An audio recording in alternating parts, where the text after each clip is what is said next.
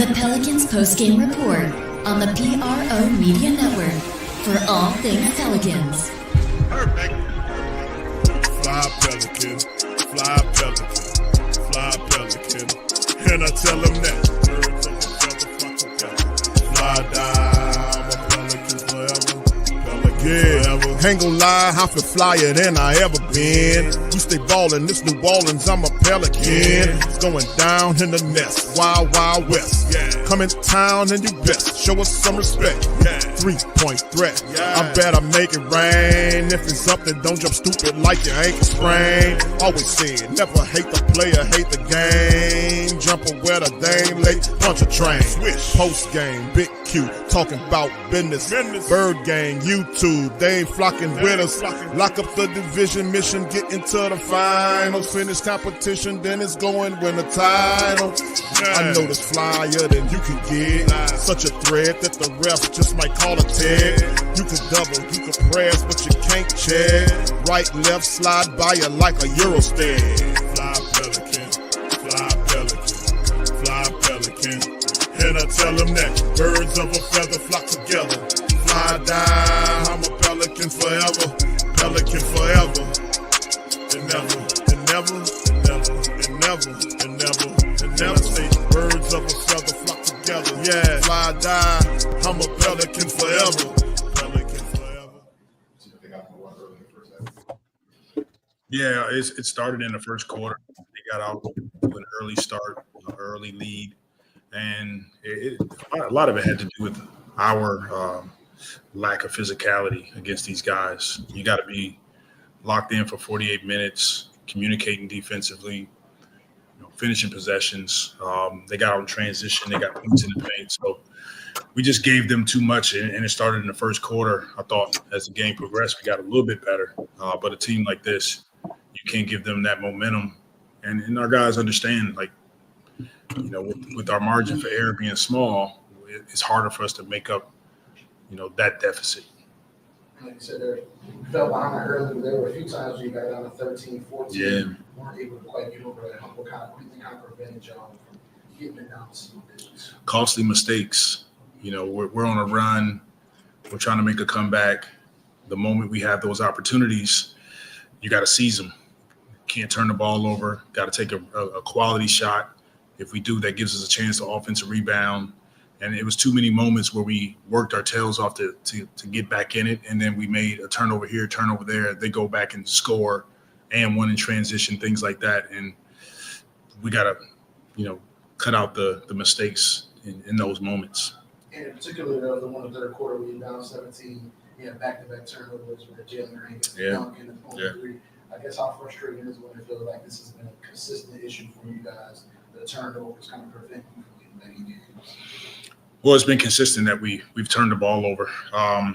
Tonight, it was just in crucial moments. Overall, 12 turnovers, that's not bad. It's a solid game, but we have to take advantage of those opportunities. We get opportunities to cut it down to single digits. The momentum can swing, but we got to be better at taking care of the ball in those moments. And what do you think made it tough just to get stops tonight? They're a good team. And you don't want to take anything away from them, but we got to get home, regroup, and we got to be more physical. Simple as that. Across the board, we got to be more physical with these guys. Can't let them play with that type of force with a lack of resistance for a consistent 48 minutes, and that's been the key for us. It's you look at our last few games, it's always one quarter where the team gets ahead on us by 10 or 15 points, and it's hard for us to make that up. In the other game, you guys are shooting under 50% in the paint. What do you kind of see it as the issue there? Got to go up and finish. Trust your work. You get to the paint, make good decisions, go up and finish easy shots, or kick it out to a teammate. Thanks, Coach. Yep. Thank you. All right, for all things Pelicans, you're now tuned into the Pelican post-game report. Much love to the fam. Appreciate y'all for being in the live.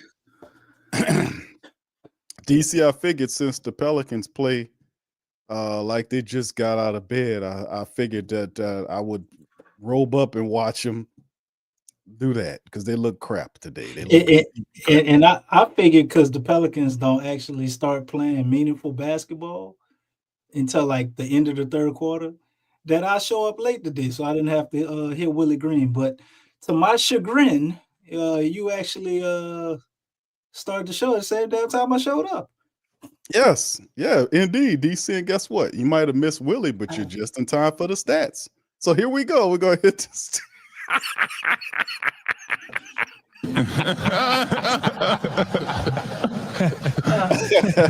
That never gets old. That never gets old. But can we go over the quarters first? Hold on, DC. Let's go ahead, brother. Yeah. Go ahead. I'm just saying, you go over the stats, but you don't. You got to talk about the quarters first, man, because that'd be important. Well, what quarter, DC? He talked about a quarter where they got the issue on. That was the first quarter. I mean, they scored 30, almost 40 points on the Pelicans in the first quarter. Well, he gonna always focus on quarters, Q, because he's trying to get that green dollar. You know what I'm saying? So we don't never play 4 quarters. So that he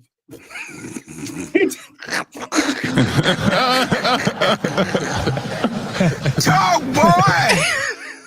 So of course he gonna talk about that. You know what I'm saying? You got to, man. You with this goddamn green dollar joke, bro. 4 quarters equal $1 green. Green dollar. And look, and Q, guess what? Yeah. The Pelicans ain't got nothing but change. We ain't got no green dollars. They ain't got no change, DC. We got like $2, bro. We had like 2 games where we played 4 quarters. Oh, this is sad and crazy all at the same time, bro. This is sad and crazy, man. Terrible, man. DC, a 20-point loss. Terrible. This is a 20-point loss. The Pelicans have now lost 5 in a row. They are the worst team in the Western Conference. They're Utah is the Wizards. Well, in the Western Conference, you are the worst team. Utah is actually a game better. Damn. I know. This is horrible. So, in the end, man, listen, man, all I could tell you, brother, is that it's time for some stats.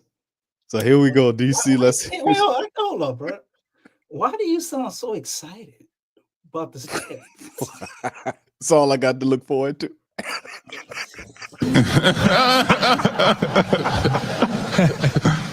I'll hold it on to my stats, DC. You gonna take them away from me. All right, bro.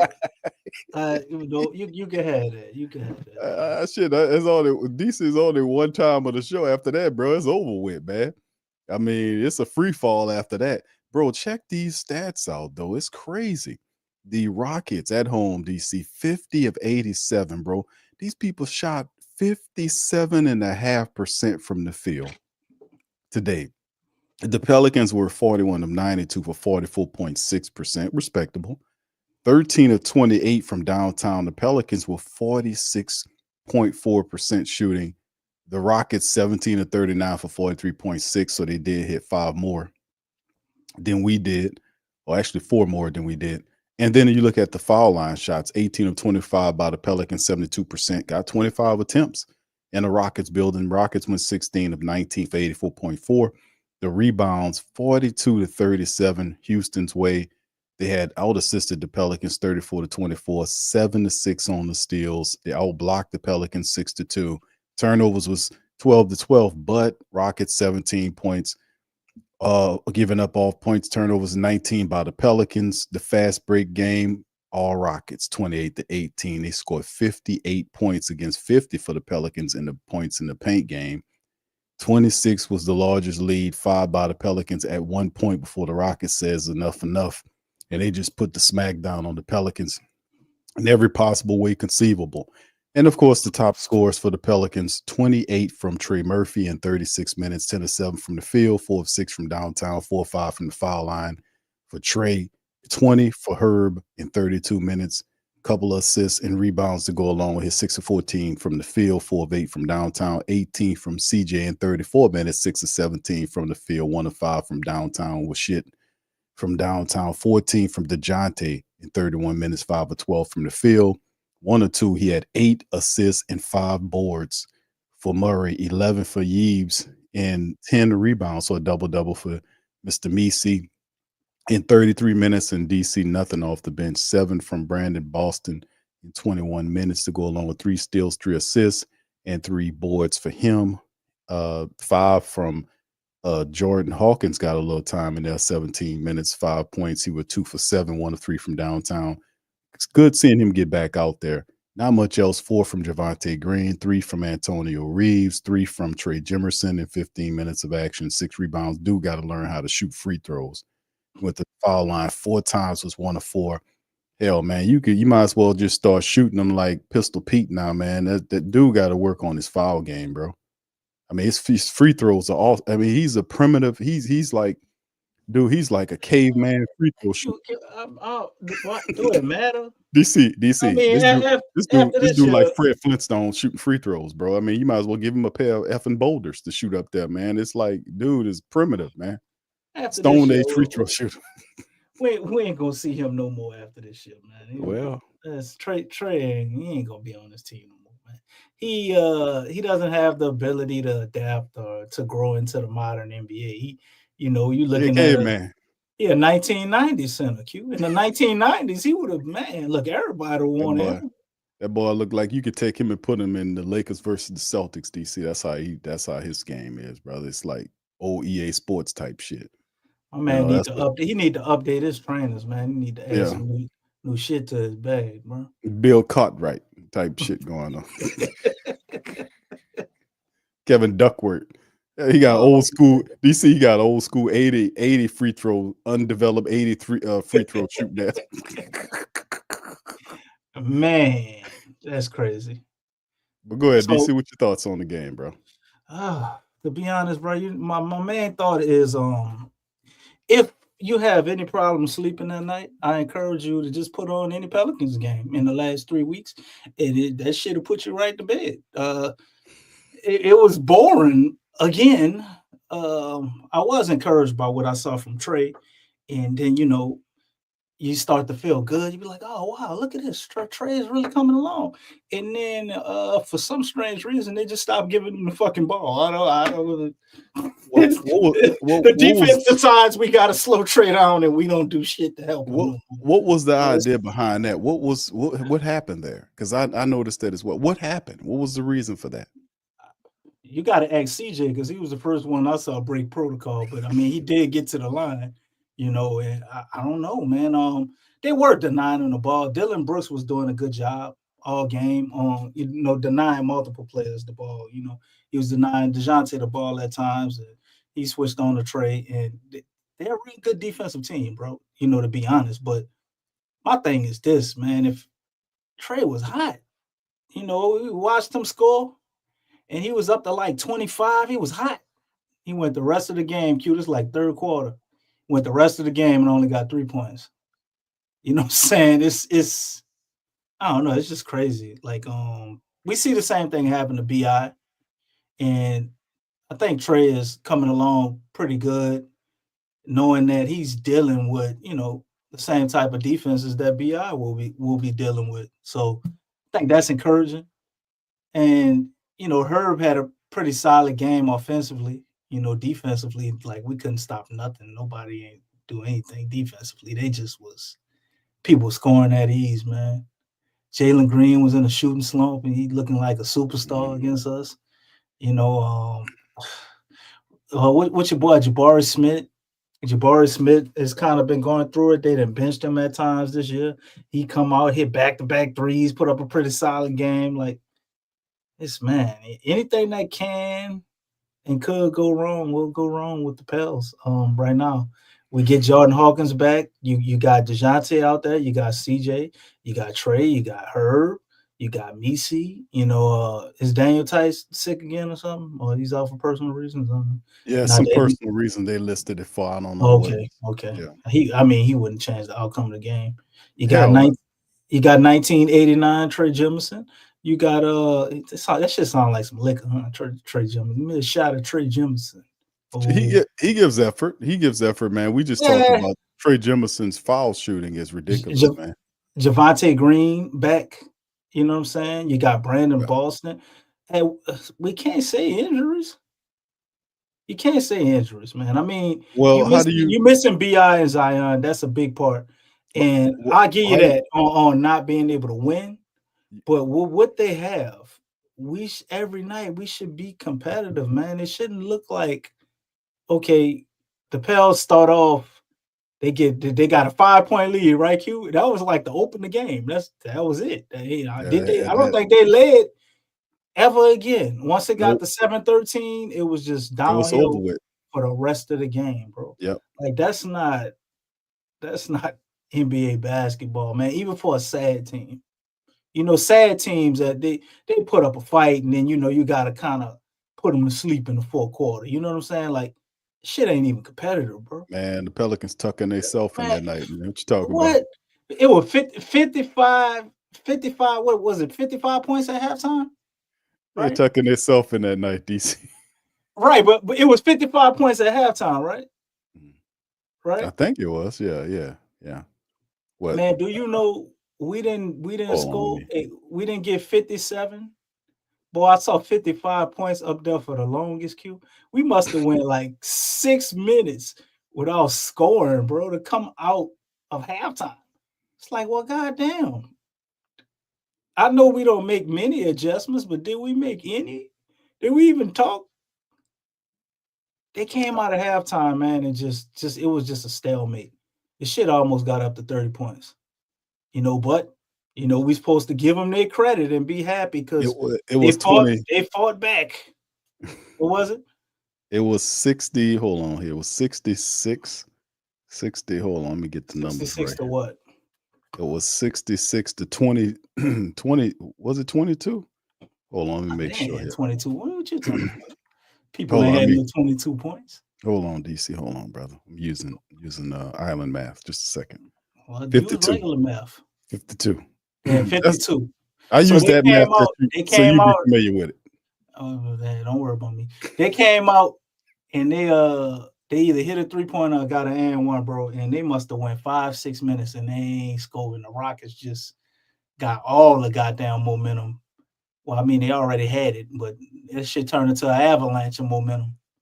And it just, at that point, man, I'm watching the game. I just kind of checked out. It was like, just put the young guys in at this point. Shit, I was just watching. Take everybody out and just put all our people at the end of the bench in. Let's see if we can find us a gym down there. I see what you say. Carlo, damn, what the hell? Yeah, Carlo didn't hurt his back. So, apparently the injuries we get, they're contagious. Because Jordan Hawkins had a back injury and somehow that shit didn't jump on Carlo. So that's what happened when you're losing, DC. All that stuff happens to you when you're losing like that, brother. It all started happening to you. You start going downhill. You see the Pelicans right here, man. 5-22. They 1-9 of the last 10. They're currently on a 5-game losing streak right now. This is not even updated. They're actually on a 5-game losing streak right now. Q, I don't even care about wins and losses no more, man. 5-23. I just want to see a basketball product that's worth watching. Can we just fire Willie Green because of that? Like, hey, I don't care if you lose. I'm already on to who we gonna draft and what we gonna do and what trades we gonna get. But can we at least have entertaining? You know how mad I would be if I went to the Smoothie King Arena and I brought some of my little cousins or my child there, and I had to sit through this shit and I couldn't leave because I brought the kids. They up there eating popcorn and having fun, looking for the camera and shit. That's why you don't go down there, bro. Don't go down there. That's enough. You can't even watch it, bro. If the Pelicans don't fire Willie Green before this month ends, then I got a vibe, DC. Instinctually, I'm saying the fire is he's about to get fired, dude. This was a 20. This is a 20. This was and the only thing that I think the player is speaking without speaking too. This is the point. That's what I'm getting. I'm giving you even yes, Willie Green, bro. Willie Green is a horrible coach. Oh, Horrible coach. well. The thing But is, he can't be even he's not this bad, Q. Who As Willie a Green? coach. What? Nah, bro. Hold on, bro. They Willie Green. they quit on him, man. Exactly. We ain't But see, trying. They're not trying to do none of his shit. Even the DeJounte shit they run. Murray is very vocal. You haven't heard DeJounte after that first spill he had a couple of weeks ago when he talked about the losing thing, and the losing persists. It's never a full effort. They lost by 20 points tonight. These games are not even competitive. They got blown out of there in the first quarter. They scored almost what was it? 49 points on them not 49. What was it? Something. Hold on, let me go back to my stat screen. I had to jump stat screens right quick just to get away from that because it was so ridiculous. They lost, but yeah, 39-25 was the first half, DC. First quarter. They lost that quarter 39-25. And then the rest of the way that was over with. They lost that game in the first quarter. And then they ultimately got beat by 20 points. They got it down to like what, maybe 11 or 9 points. It never was a threat to get back in the game. You know that. It never was a threat to seize the game. But it's how the Pelicans keep losing from night to night. They got beat by 20 tonight, even though they did kind of shrink the lead again. But they did that before, and they end up losing the game. And at the end of the day, if you cannot survive the new year as a basketball coach in a competitive NBA, well, we seen the Cleveland Cavaliers fire Bickerstaff last year and put your boy over the top of the team. And he actually took his team to the playoffs. He actually took them to the playoffs, and they fired him. In a competitive environment like that, you can't justify keeping a flawed, nosy coach like Willie Green on top of the team with 5 wins. It's 5. He's 5-23. And the games that they got coming up next, they're coming home for 5 straight. And that's going to start off against teams like the Knicks, Denver, Houston again, Memphis, and then they close out the last game of the season on the 30th against James Harden, who balling his ass off in the Clippers. You're not. This guy is he's not gonna make it. He won't see 2025, and you can see when you get up there and look at him on the press conference. You know, Willie Green had circles around. You don't know if you noticed it or not. He had dark circles around his eyes. Good, because they've been beating the shit out of him. He should. He had dark circles around his eyes, man. You know, dark circles like he ain't sleeping. He needs something. The jig is up, dude. The jig is up. But anyway, yeah, go ahead, DC. Yeah, he won't make it out of the year. He's gonna be fired, man. You can't survive that because he can't survive. Can't survive coming into 2025, a 5-win team and the worst team in the West. He got to go. He's gonna be the first one to go. He got to go. Well, I could tell you this: he got the Pelicans' attention because they must have looked at them ratings and them numbers. Because I think tomorrow at 10 a.m. they handing out in TV antennas, Q, so people can watch the games for free. Sound like them ratings must be down. They give it away free. People don't give away nothing, man. Free TV antennas. You hear me? It is 2024. You better spray They them are down. giving away free TV antennas. Anybody need an antenna? I'll go look up the address for y'all if y'all want to go get an antenna. They're giving away. You got to go down there and get one, or they send it to you. No, you got to go down there and get one. They're giving away free TV antennas so you can watch the Pelicans game for free. Hold on, DC. They got a picture of them. Let me see what they. Go ahead and find it, bro. I know you gonna find that shit. You ain't gonna stop till you find it. So with that going on, man, the Pels definitely know that there's some problems, right? We see these ticket prices after they jacked them up. You know, the people season ticket prices. The ticket prices are. It kind of starting to remind me of the Hornets era when you could go to like the Smoothie King, you get a big smoothie and they just give you some tickets. Mm-hmm. Hey, go ahead on down to the we're gonna be doing that in a second, bro. They're gonna be giving away free tickets because they can't put nobody in there. The product is so bad, man. It's just it's unwatchable. You almost if you got Pelicans gear, you know, you almost don't want to put it on when you're walking out. They talking about all them people brought the Skeletons jerseys and all that. I don't see nobody wearing that shit. Everybody got them in their closet if they did, Bob, because how can you walk around and be proud of what's going on right now? And then we got all the, the trade rumors, and everybody on every other team think we just giving players away. Like everybody coming to us with their junk, these crazy ass trade proposals. I'm saying, other than Denver trade, we could talk about that. They got a hypothetical Denver trade. I think that's cool.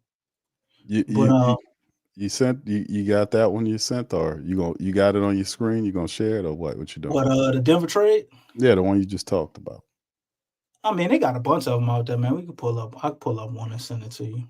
But No, it's you just share it. You can share it. I don't have it right now to share it. I actually would have to pull it up. But Okay. it's basically Michael Porter Jr. and with Najee Ning or something from over there. And we You send like them that? Brandon Ingram and Daniel Tice. Well, I mean, we gotta modify it a little bit because the Pels got to get under the luxury tax. So These people selling these antennas, dog. $28. they're not selling. No way, bro. They're giving them away. They Dog, can't. Them people dog, can't be selling antennas to people, dog. I just checked it out, man. That's just got 'em. bullshit, bro. You got to be kidding me. Pelicans give up to, it says Pelicans team up to give away free TV antennas, but that's a certain They're amount. giving away 5. Giving away hundreds of complimentary TV antennas so fans can watch all 9 televised games, golf sports entertainment. Sign up for giveaway begins Wednesday, December the 18th. Will continue through Friday. Fans get complimentary antenna at channelmaster.com Pelicans beginning Wednesday morning. Wednesday antennas are given away in less than 20 minutes. Get your free TV antenna. If you miss out on those antennas, you can get 20% off with the code and you 20% off on it. Then this screen pops up and they show you a very non-confident looking CJ McCollum. Would you be confident after they told this man what he was taking the picture for? I'd be embarrassed too. Like, why y'all gotta use my face for this shit? Well, you on the team, ain't you? You the president of the basketball association. Hey, man, DC, I don't know if you watching the Gulf Coast. Y'all put one in the chat if y'all watch the Pelicans on Gulf Coast Sports Entertainment Network. What you mean? If you're watching it on the Gulf Sports Network. Oh, I do. There's a very corny lawyer that's on here that I be seeing on there, man. It's a corny lawyer dude. Y'all put one in the chat if y'all seen this corny lawyer dude that it's very corny. Y'all, I don't know if y'all seen it, but it really is. His commercials are really annoying. I just, I watch the games every time I live. Like, man, this dude's so corny, but it's a corny lawyer dude on there, man. If y'all, DC, you know what I'm talking about? No, I don't deal with the commercials, bro. What you be doing when the commercials come on? I put it on mute. Go use the bathroom.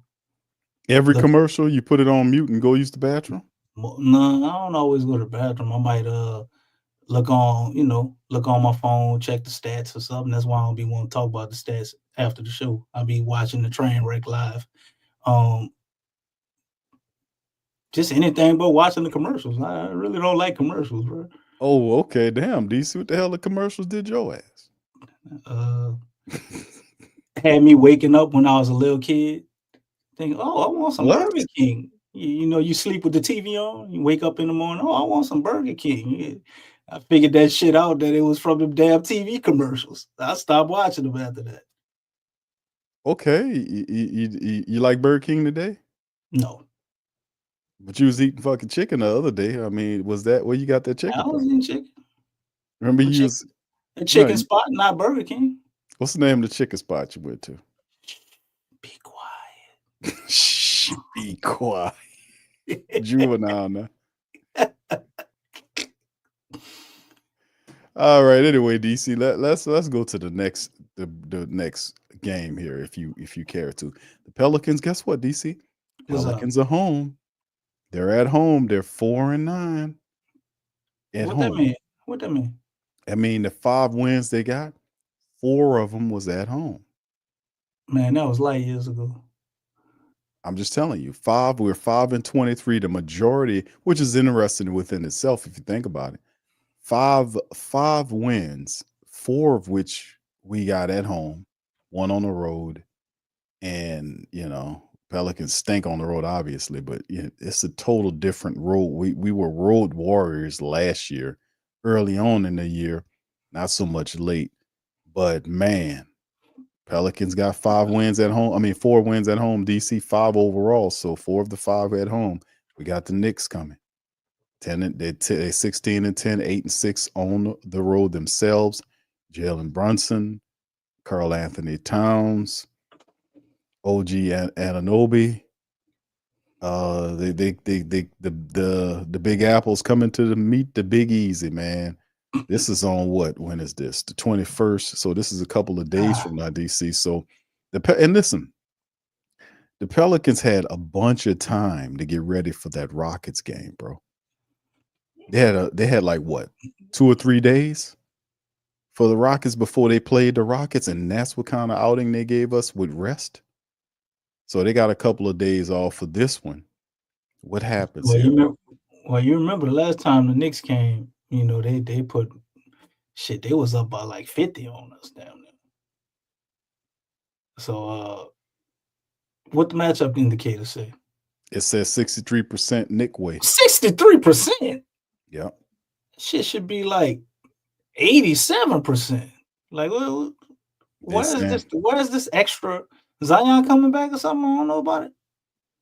I don't think anybody's returning of any. Well, we got Jordan Hawkins, so apparently Jose is the next call plays for him. So, right. Jose is the next realistic player to return. Wait, Zion. didn't Jose got hurt after Zion, right? I don't remember. So many injuries. It's I think he got hurt after Zion, and they got the same injury. But I did send you something showing Zion. Zion is he's training in a facility. He was at a shoot around today. Will Guillory also reported that. Oh yeah, that's the one Fletcher Mackle. He's out on court doing activities, and he looked like he's still in shape. So Zion is definitely gonna play this year. I don't think it's gonna be one of them years where it's just over. He's projected to be back, I think, what is it? Like right around Christmas, man. It was a timeline I was hearing, but they were supposed to give updates, and ain't really hear no updates. We just see Zion. So I would say with that, he about a month away, Q. You know how they do it. You know how they do it, bro. They ain't give us no news, no timeline for him coming back. He just pop up, and now you're just seeing him doing basketball stuff. So it's about another month. That's about right. It's gonna be right about February, like I told you, bro. It's about right too. Jeez Louise. Because if they showing them and they not saying nothing, it ain't close. It ain't close. If they were showing them and they were excited, he's coming back, he would have did his little interview like everybody else. We got unwritten protocols we follow. Everybody get an interview like right before they come back and all that shit. That's true. They ain't talking to Zion.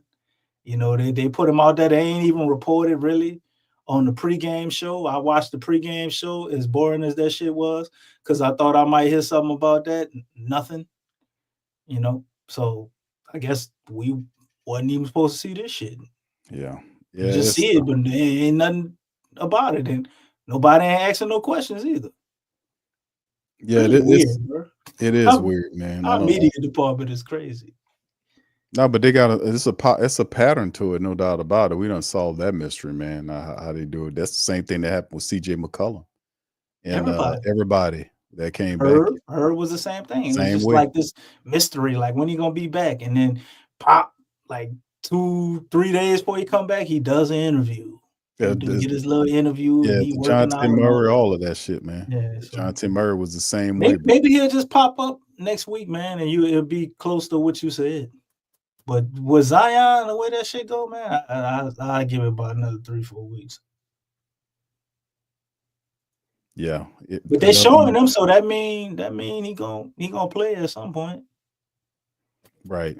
Yeah. Well, well, you got a point, bro. We figured out the rhythm.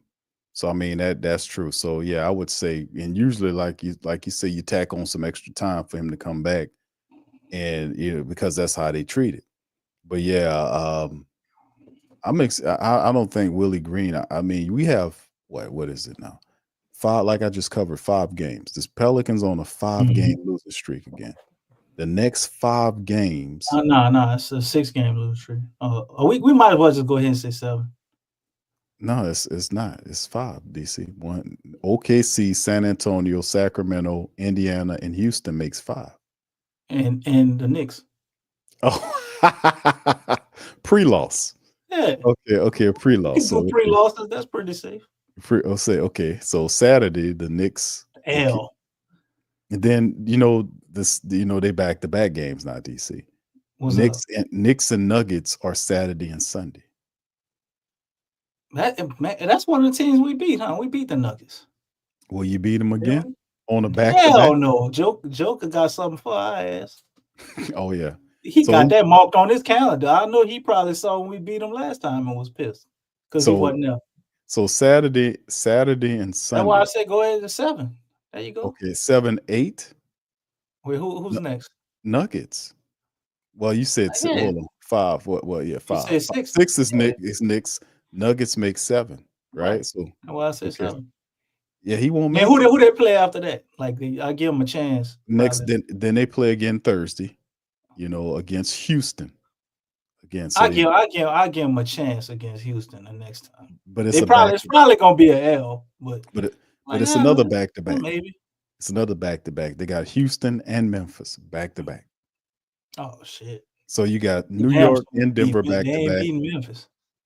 And then you have Houston and Memphis back-to-back. Then a couple of days you play the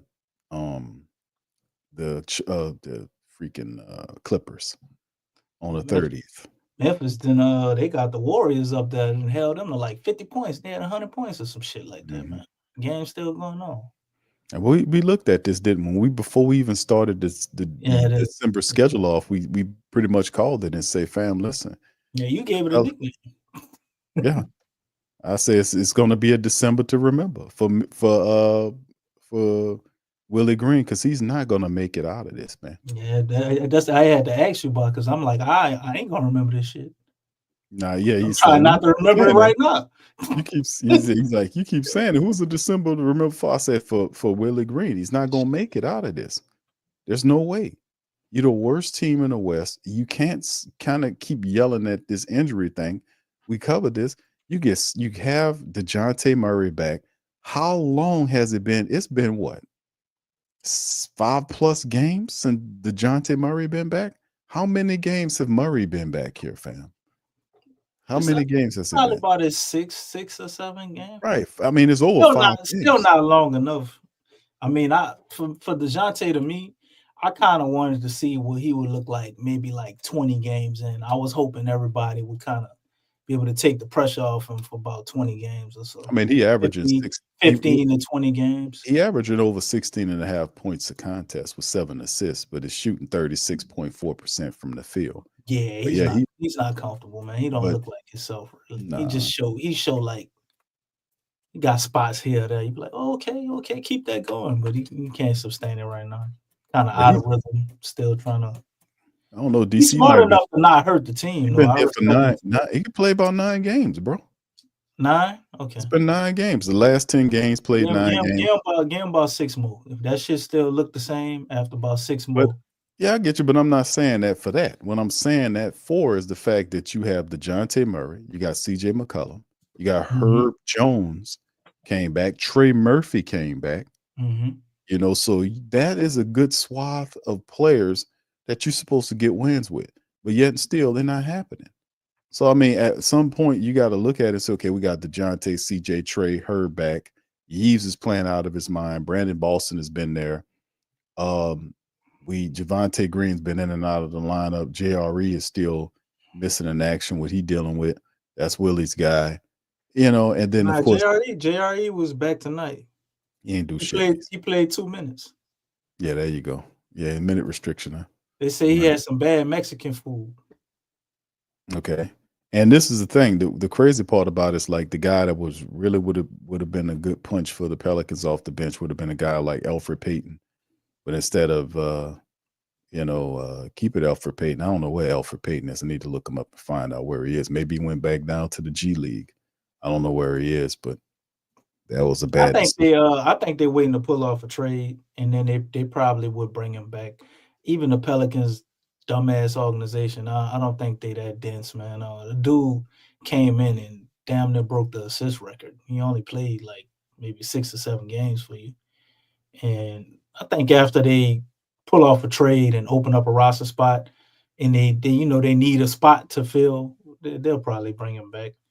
But also, you know, the pre-tanking rules states that that shit was looking a little too good. Q, you want some more L's on the agenda. When you get closer to the back half of the season, maybe it won't matter. You start winning a few games here there because the NBA draft ain't like the NFL draft, so you don't have to have the worst record to get a good draft slot. Like take for instance Houston, they were like third, right? They got like the third slot, and they had 41 wins. So back half of the season, maybe we'll get some entertaining basketball because you got to play Zion and DeJounte. We need to see how that look if you are trying to build something for the future. And yeah, I'm ignoring all the trade rumors about Zion. They're not trading Zion. I just don't believe it. Not because Zion is untradeable or something by the organization. They would be stupid to trade him. Like David Griffin would get fired, and this would be the absolute lowest package you could get for Zion right now. So we don't even need to pay attention to that shit. But DC, all these teams the Pelicans play in the next 5 games are teams that are in the top 6. Memphis, Houston, Denver, Clippers, and New York on the other side is a top 3 team on their side. So the Pelicans' next 5 matchups is against, standing wise, the 3rd best team in this Eastern Conference currently. The Pelicans have Memphis, the 2nd best, Houston again, the 3rd best, and then Denver, who's currently the 5th best team, with the Clippers, the 6th best team. So all their teams that they play is top 5, top 6 teams. How appropriate and a good way to send Willie Green packing. Yeah, this is going to be an interesting time, brother, to be honest with you. But yeah, for when the numbers start tanking, because they're going to keep doing what they do until people stop showing up, and that's going to this 5-game not winning streak, this road trip that they got, the next 5 games, bro, will show a lot, because some of these games before the holidays. What is going to show? It's that going we to don't show. already know. Well, it's going to show the attendance, because the next 5 games are at home. It was designed that way to buck up the attendance. So if the attendance is really low, did you see that last game at home? I seen it, but I'm Bro, saying that was, and they probably told people they could come down in the lower bowl. That was now they will direct you to they do stuff like that. They ain't even had no people. I'm talking about you like five rows up, from the floor. Yeah, but they'll direct those people down to the lower bowl and have the cameraman not to pan up there. They'll have them to pan to there. They was panning down, and the shit was still just as embarrassing. I hear you, but I'm saying they can't get away from this. The next 5 games are at home around holiday time. It's what I'm trying to hit at here. Man, nobody ain't spending their Christmas money on this shit, man. But it's what I'm saying is you'll see the full out frustration of the faithful not show up for some of these games. And the reality is they shouldn't show up for any of these games. The Pelicans are disrespecting the supporter base big time. You can't have. They're doing us a favor, Q. No, I'm saying, listen, this disrespect, bro. Come on, the Saints doing the same thing. Not really. What you talking about? Not really. How's it disrespect when everybody want Willie Green fired? The players no. I'm not talking about. They ain't fired them yet. What you talking about? Well, it would be disrespectful if the arena was empty after he fired. That's DC, the only listen, power that people have to force listen, a DC. change is not show up to the games. Like you said, the Saints, they did the same thing. We all hated Dennis Allen. We hated Dennis Allen almost. It's like we gave him like 2 games, bro, and it was just hate. Once he came in there walking like a female in that Carolina Panthers game with his little baggie, looking all weird and shit, it was over for him. And the fan base never got behind him, and the attendance started to shrink till he got up out of there. And they got him up Well, out of there. Took him 3 well, years. no, it took him 3 years because people was trying to, give him the benefit of the doubt, which is what a lot of the diehards, the support base will do to a fault. We'll give you the benefit of the doubt, even though we know that you're not qualified. We'll see how you do. We'll give you a shot. But once we realize, that you're not doing what you're supposed to do and you're full of shit, then we're going to get at you. We want you out of here because we don't want to waste no more time. So we facilitate. I'm saying disrespect. I think anybody who's paying attention. Hold on, DC. Hold on. I'm saying this is a disrespect. This is a disrespect insofar as this is a poor product. This is a terrible product. And the fact that they're going, because Griffins usually likes to talk a lot. He's not saying anything. He's running around. Now, he did throw something out at Herb Jones' jersey ceremony. He mentioned and said that the team is ravaged with injuries, all this F stuff. But at the end of the day, they're going to try to play. He's going to ride the injury excuse as long as he can. Herb getting a jersey retirement, he found a way to finagle that shit. I mean, he going to say it, brother. He going to throw it out there to bet that dude, listen, man, I told you the man is about himself. And he going to find a way to sneak something. Now, listen, he ain't been seen in a long time. And usually, that's when you need to be seen. Now, if he's the VP, that's one thing. He's like, Q, you don't want to, you said you want to see the GM. You will not see that GM. You'll never see him by himself. Unless Griffin's next to him because he's a puppet. His hand got to go somewhere. He don't have a spine if Griffin ain't there. So it's a disrespect because it's a bad product. Not to mention the fact that, man, listen, man, Willie Green should be fired, man. You can't have the type of lofty expectations that the faithful have and then be sitting up here with 5 wins, DC, and you getting blown out every night. You just lost by 20 tonight. You go on a 5 game. You just throw out losing streaks like they ain't shit. And we're gonna talk about the team and playing. Man, they got enough people to win games, bro. You got Trey, you got CJ, you got DeJounte. You got enough people to win these games. The Pelicans are not competitive. They're not in this because they're a dumb team, man. Because, and listen, that's no to disparage the Pelicans list. No disrespect to you guys. You're dumb because of Willie Green. Willie Green doesn't know what he's doing, fam. His defense is not there. We're tired of listening to Willie Green talk about it on the post-game press. Well, can you imagine how the players feel? That's why I allude to your point about what you said just a few minutes ago about the players have stopped listening to him and they're not playing full speed. That's obvious. It just sound like Charlie Brown. Wah, wah, wah, wah, wah, wah. I don't even hear him no more, man. I be wanting to say, like, what you took away from that, family? You know what I'm saying? They took away what you took away. The same. Once he give one of them fucking phrases that we done heard 200 times. He done said it too much, bro. I done tuned out. He don't have it, DC. But what I was saying is, the players are doing us a favor, man. And I don't, as mad as I am that it's an unwatchable product, I think this is exactly how it should go till you get him up out of here. You know, I mean, it has to go. But I think they're trying to rack up enough losses to make sure that they, I think they got at least they need to get at least a top 4, top 5 spot. If we get a top 4, top 5 spot, we can get a special player. You know, I like 2 guys, but they got more than 2, more than 5. That guys that could potentially, be starters in the league or all-stars even. I mean, I can't dispute the fact that you got a good, solid group of NBA prospects coming out this year. I mean, absolutely awesome group. Yeah, Harper is something. Man. Harper's awesome. Harper currently is was talking about him. I went looking into him, man. Yeah, Harper's good. I didn't know the whole time that was Ron Harper's son. I didn't know that. Yeah. That's why. I'm like, oh shit, he Ron Harper's. Like I like Ron Harper, man. A lot of people don't know Ron Harper used to give everybody fits. You know what I'm Especially saying? he gave People Jordan remember, problems. right? That's why When he was Jordan with the traded for Clippers. him. You Yeah, know what I'm saying? it was Ron Harper and Manning, and when he was with the Clippers. Just Danny Manning was over there. Danny Manning was over there. It Danny was Manning? Ryan Harper. Yeah. If you're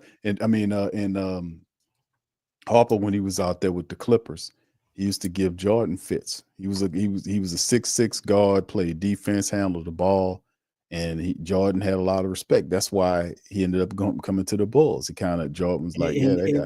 On top of that, bro, he just had that mentality, bro. He was like a Yep. take no shit dude, quiet assassin. You can't punk him.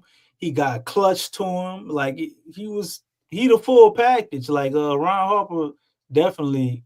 I don't remember if he was an all-star or not. I'm sure he probably had at least 1 or 2 all-stars under his belt. I don't remember DC, but he played at that level. Yeah. Yeah, he was an all-star caliber player. I wouldn't consider him a superstar, but he was an all-star caliber player. Bro. No, he was awesome, man. They had a bunch of guys like that was really good. Well, you know that era, it was kind of different. Everybody talk about LeBron and Jordan. Jordan ain't play nobody. I'm like, man, y'all wasn't watching basketball. They wasn't watching basketball like that, man. Them dudes, he wasn't just walking over everybody, man. They had guys that put that work on Jordan. Like Hakeem Olajuwon, man, probably is, to me, out of all the centers, you know, he was the best to me. But I understand other people can make other arguments, right? Hakeem didn't win shit. Soon as Jordan got out the way, he got 2 rings. Like that. Well, DC, listen, Jordan stopped a lot of people from getting rings. What? He stopped Clyde Drexler and them from getting one. He stopped Karl Malone twice. Yeah. He stopped Barkley probably would have had Kemp. one. He stopped Kemp. He stopped older Magic Johnson from getting it. So yeah, he stopped a lot of people from getting rings, man. You know, shut down the Pistons too, even though they got their rings, but they could have got more. Well, the Pistons was on the tail end because they used to really whoop on Jordan. His ass up. Yeah, that's how he got like that, because they used to rough Jordan up something fierce, them Pistons. He had to get through. Are you telling me that there's a silver lining for the Pelicans? They gonna fly out this with strong ass feathers and wings? No, I'm not saying that at all. Everybody been beating the shit out of us. I'm not saying that because Jordan's cut from a different cloth than Zion Williamson is. Well, Zion ain't really took a beating. He kind of just not there. Zion's a really good dude, but he's soft. He don't have that dog that great players need. I don't know, man. I mean, I don't know. He didn't show. I don't see him as soft. I see him as I mean, I guess you could say that in a sense, but I more see him as lazy, like not prepared, not doing all other stuff. But when he on the court, like if Zion out there and he's playing, I don't really see people punking him around. I'm talking about. I see a dog mentality from him when he playing. But all the other stuff that come with being a professional and just that's half the time though. It's all on the court. But the other little small things you need to be a consistent winner in the NBA. That's why I guess I can agree with you there, because he mentality, brother. He wasn't doing the stretching and the pregame routines and all that shit. You know, the part is doing the extra exercises. That's why you heard what DeMarcus Cousins was saying when he was talking about defining and all that kind of stuff, because at some point the team I sent that interview to you. Huh? Yeah, I'm gonna put it up there in a second. But like I said, I got your article up here about the Nuggets and Pelicans tip to we got to pick a direction then, bro. We gonna go with this verse? Yeah, you got it on screen, might as well. All right, so this is the trade right here. NBA analysis: Denver Nuggets and Pelicans tipped to agree trade. It would be best for both, and this is the one right here. With all eyes are directed, give a full screen look at it. For the fan, with all eyes directed towards Zach LaVine on recent and rumored trade hunt, the Nuggets, the case for Brandon Ingram should also get the same attention. As it is, it also was reported that the Pelican star has been one of the key few names being eyed, as well as by the Nuggets on potential trade. Denver relying too much on reigning league MVP Nikola Jokic, desires another offensive spark plug who can generate points and momentum. That'd be an interesting pairing, to be honest with you. Win-win situation. Ingram is currently an uncertain situation with the Pelicans after failing to land a max extension for multiple teams. All signs lead on both sides to eventually work on possible breakup. Should the Nuggets go after Ingram, it has been widely expected that they'll give up Michael Porter Jr. The 6-year forward holds a $35 million annual salary, which significantly matches the expiring $36 million contract of the Pelican star. While it is yet to be seen if a trade would truly be imminent, Lou Williams already likes a potential deal between the Nuggets and Pelicans involving both players. Williams said, "I really love this for Ingram. I think this is a great opportunity for him to play alongside one of the more dominant and pass-heavy bigs in the league. I think he benefits from the way that the Nuggets play.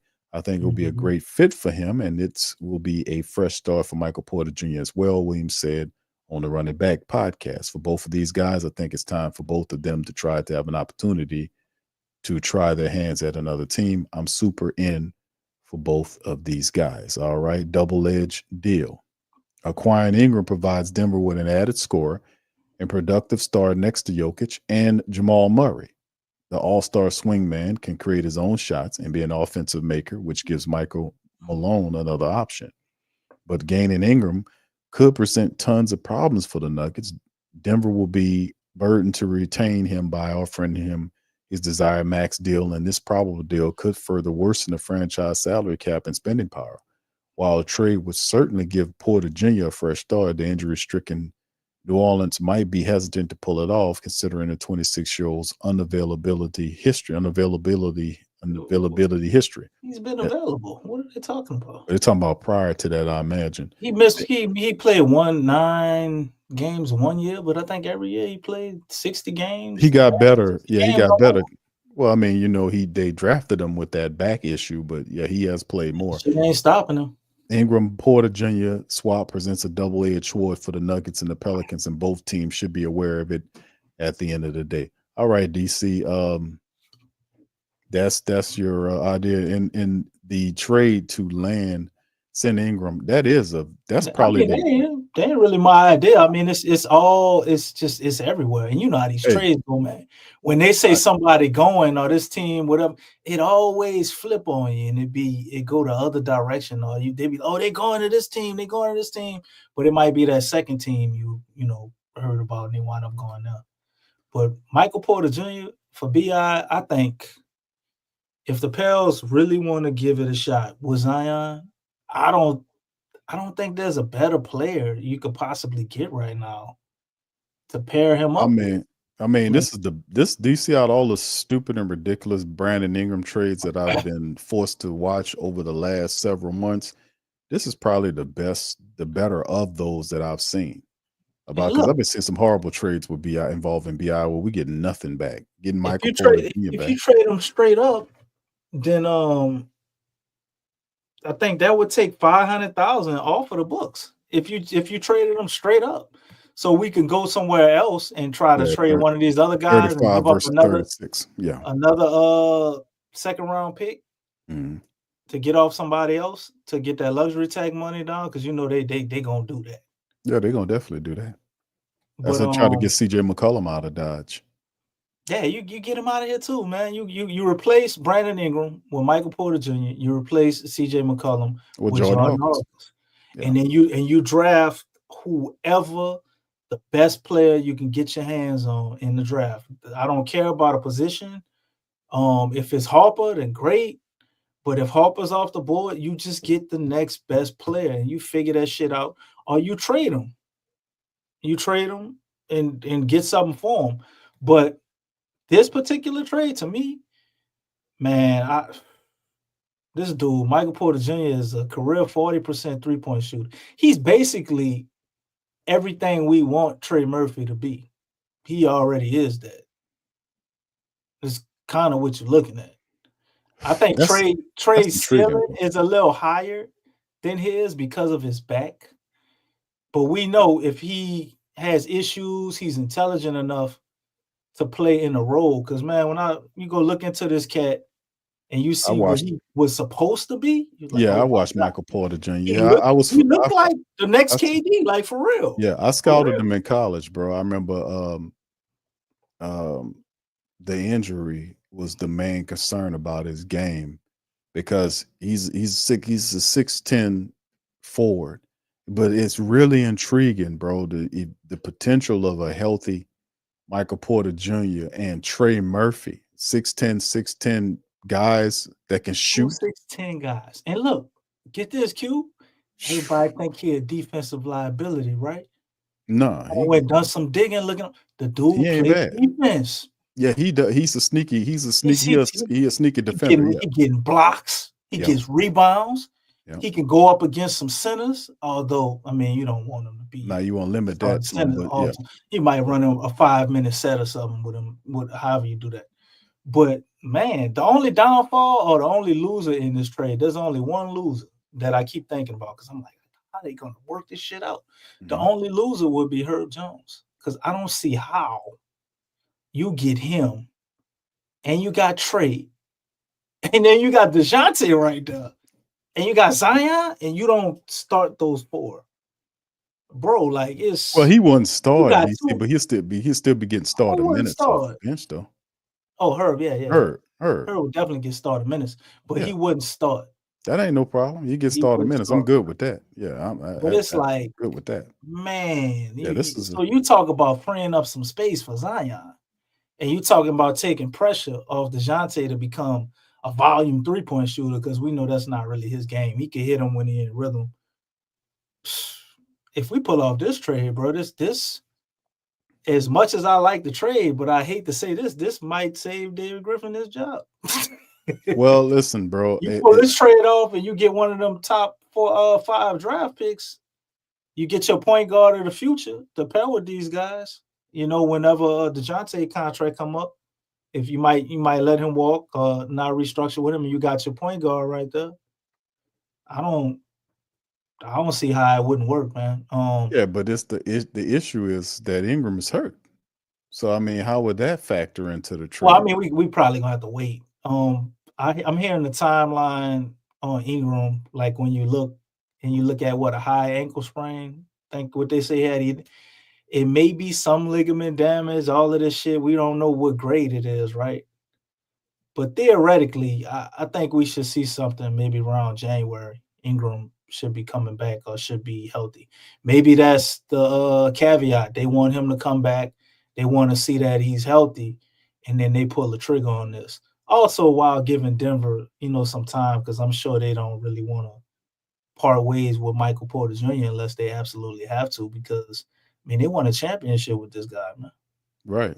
You know what I'm saying? And then in winning the championship, But this Ingram, dude was an impactful part of them. They I know wouldn't he have was. won without him. Right. But the thing is, too, with them, I don't think they would have an issue with paying Brandon Ingram because they probably would see Ingram as an upgrade insofar as his experience and working And with. Brandon Ingram is better than him, but I Right. think he's still a better fit for us for what he does because he's a perimeter assassin. Like Brandon Ingram Yeah. can't touch him from 3-point line, but Brandon Ingram does, enough from 3-point line where if I'm a team and I need another isolation scorer, hell yeah, I take Brandon Ingram over Porter. Like, they're similar in a lot of ways, except BI is to me, he's better at creating his own shot. He's a better playmaker. Right. And he just I mean, he's more experienced. DC been around the game longer. I mean, than his game a little further along. I think it's got to do with the injury because I think Michael Porter can do other than playmaking. That's just Well, that's that. But see, that's the caveat. There wouldn't be no discussion if it was an injury history, man. If he was a healthy player, I don't think that would be much of a discussion. You getting possible looks at Michael Porter Jr. because possible injuries. But the biggest thing I think to me is the mentality. Yeah. The mentalities are different for these two guys. Michael Porter Jr. come across like if we had him here, he's more like a DeJounte type guy. He a guy that he not going for, that bullshit. He gonna speak his mind, man. The whole league, everybody was getting them shots, you know what I'm saying? Right. He was like, nah. And he stood on this shit. Right. Vocal about it, the whole nine. So that dude, to me, he got Joker there and Jamal Murray, and he up there trying to take the last shot. You know what I'm saying? Right. Yeah, he Not to trying say to. B.I. wouldn't. I just think he just has more of a alpha mentality to me than He don't Brandon. have that. He don't have that lazy river mentality. No. He don't have that. That's what I He like. has high standards and high expectations. When you hear him speak, man, watch the interview on this dude. They asked him I think it was Brooks. What's the nice young lady, the chocolate nice young lady name for ESPN? I think Brooks or Rooks. Chocolate. She's caramel complected. Beautiful sister. Taylor Rooks. Taylor Rooks, yeah. He's interviewing with I just her. took a stab in the dark on that one. When you was right.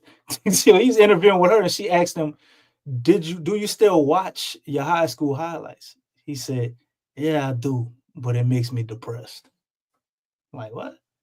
So yeah, because I just look at the freedom of movement I had back then, knowing the player that I could be. I just look at that and wonder, what would I be now if I didn't hurt my back? Where would I be right now? Because I'm doing what I'm doing, not fully 100%. I'm working to get to 100%, but I'm able to do what I'm able to do right now, not being fully 100%. So it kind of depresses me to look at that and think what I could be right. So I'm like, okay, this dude, borderline all-star, then won an NBA championship, and this how he view himself, Q. I know. That's pretty damn good. You know what I'm saying? So it's like, that's what we need. We need players like that, like players with you need to surround guys around Zion that have the mentality of winning and doing everything that it takes to win. Like it needs to be a collective, or we need to get people in house that can hold him accountable. And we don't have a front office, so I think the next best thing would be like his teammates. You got somebody like that who's upfront, honest, and he come across as real to me, like, truthful, a dog. I don't have. We need more people like that around Zion, man.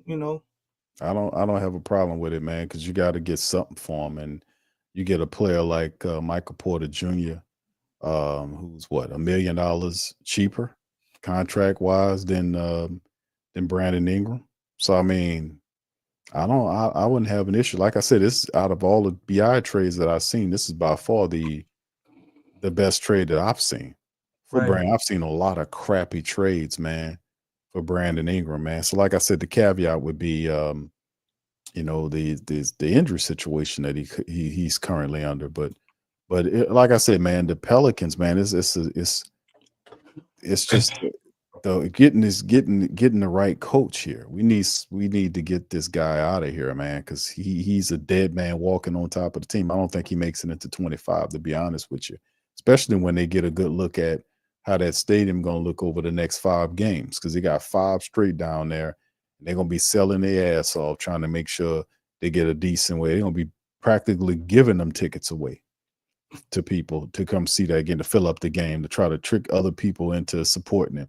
It won't work, man, especially when they start bombing out to the Knicks. Because, I mean, the thing is, the Pelicans they're not all there for full quarters. They're not pimped. They're not there, man.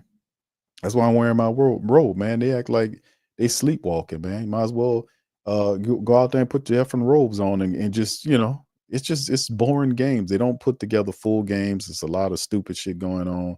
A lot of half-ass defense. We know this shit. A lot of this shit is by design, though, man. It's very intentional for it to be the way it was, so Willie can take the fall.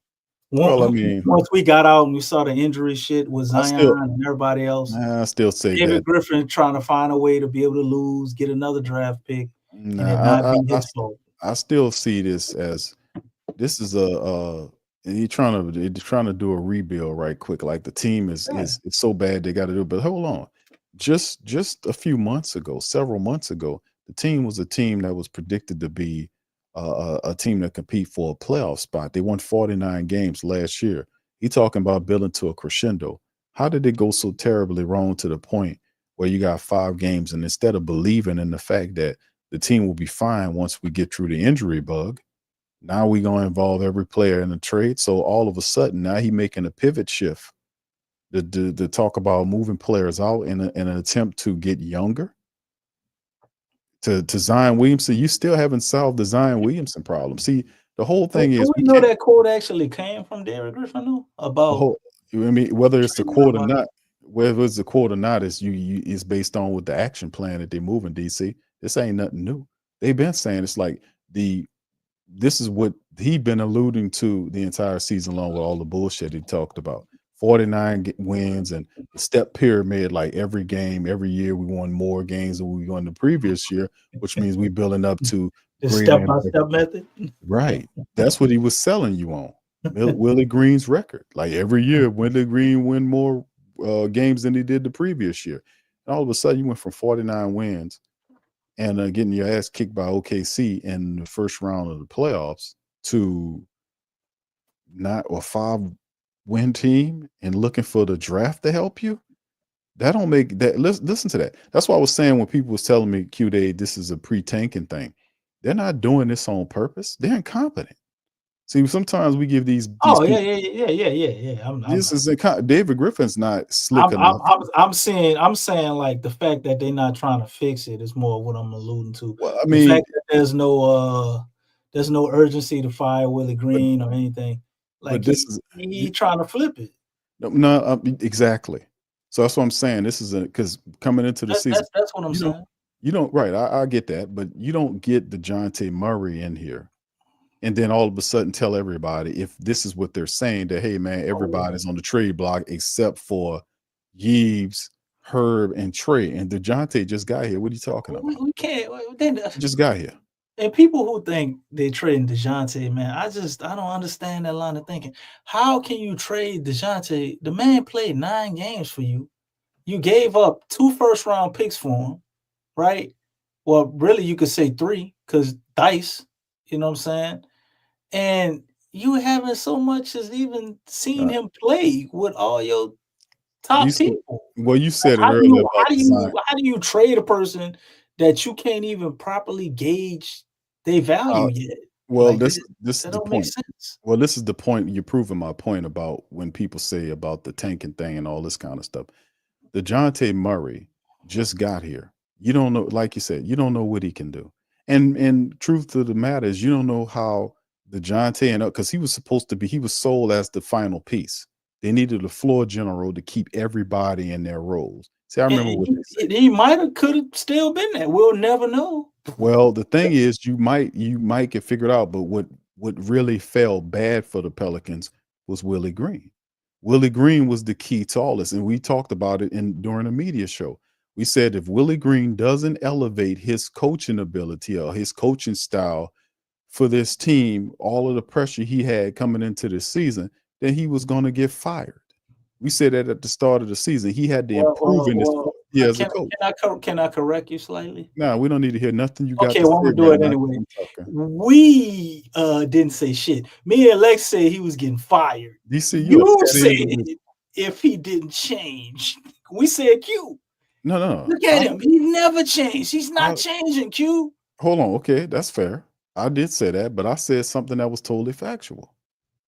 I said that. What? I said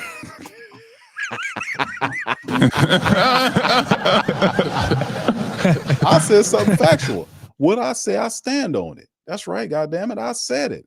I said that if Willie Green does not elevate his coaching ability in year number 4, he's going to get fired. Now, you tell me what part of what I said was unfactual. That if he didn't elevate. I ain't want to be included in your bullshit. That's all I was pointing out. I said it was over for him already. After I started that Thunder series, that's not no bullshit. I ain't gonna lie. Lex been driving that hammer home all last season. I was trying to talk Lex down off that edge. Lex said, nope, he ain't shit. I'm like, well, Lex, he could have.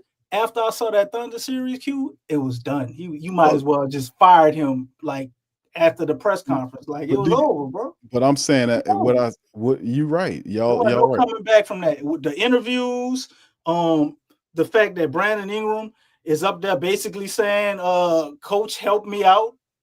And your answer is he gotta figure it out. It's like, what the fuck type of coach is this? Well, listen, this is over. But it is over for him because he's already lost. It's been over before the season started. I thought the Pelicans. No, he had a chance. He had a chance, No, and no, no, then no. He he had a didn't chance, have a but he chance. didn't need one. I thought the Pelicans, after he lost maybe about 8 to 10 games too soon, immediately cut the cord and let James Borrego see what he can do. But see, the I thing thought is, that's what they would do.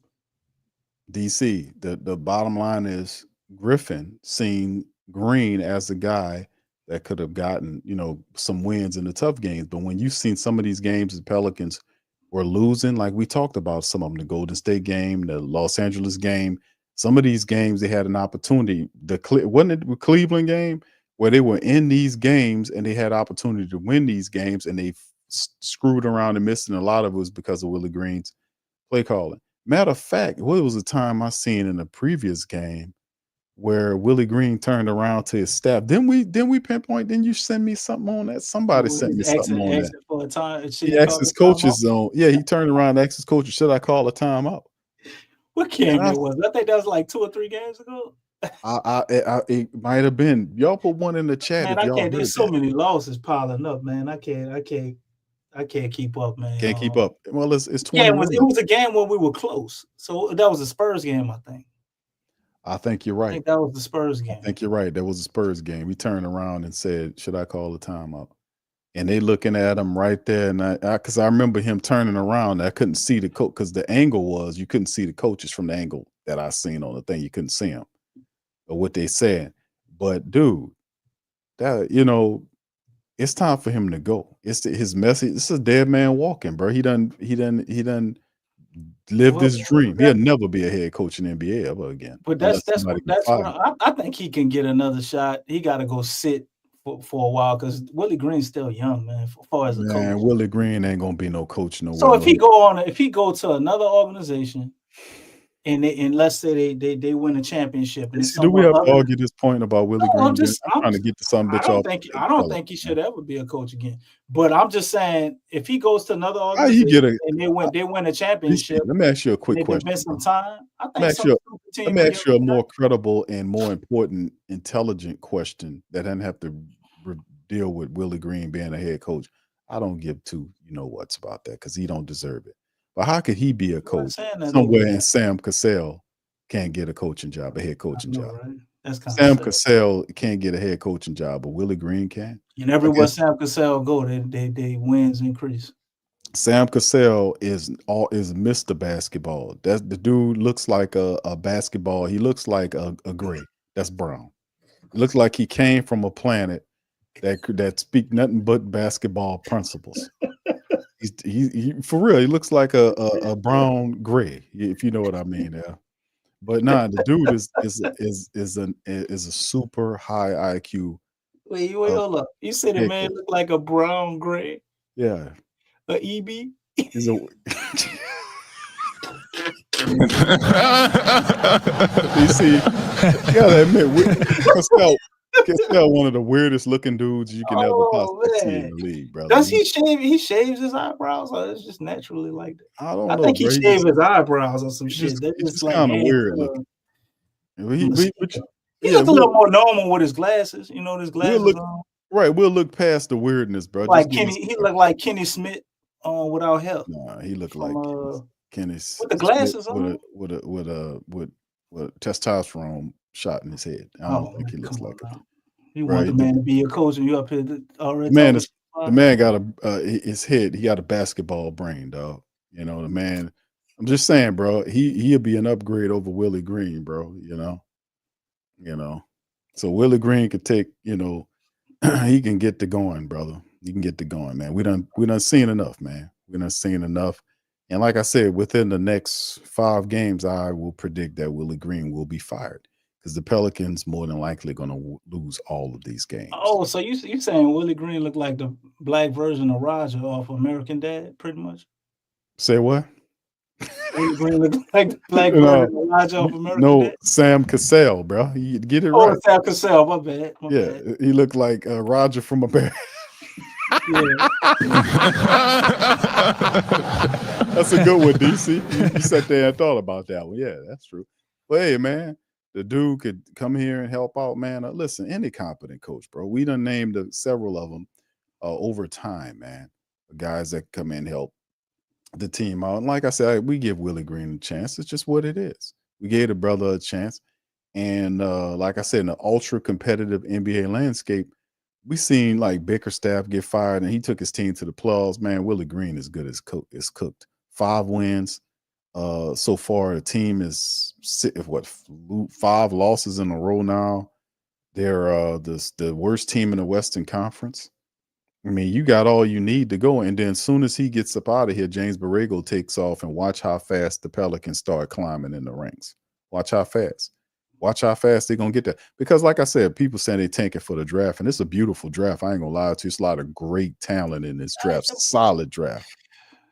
But the issue is I don't see how that benefits a team like the Pelicans with all these veterans on it that's built to win right now. That's the only because thing. the veterans gonna be gone. You just talking about BI, DC. But when you consider Trey and Herb, the vets. What? Yeah, but they're built to win now. Them guys been here for like 4 or 5 years, dude. This ain't no developing team anymore. This team has been developed to win right now.